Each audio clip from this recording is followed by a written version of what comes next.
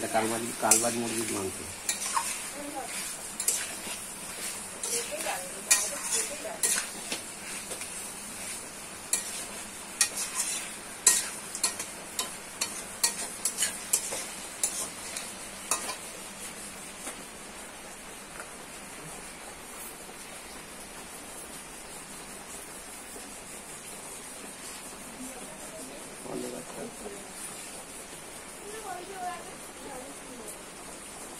বলি এটা চিংড়ি মাছের নামা তরকারি, এটা ভোলা মাছের ঝাল,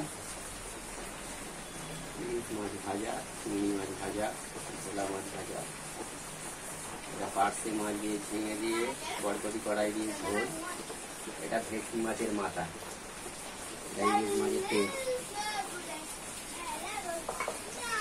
ঠিক আছে।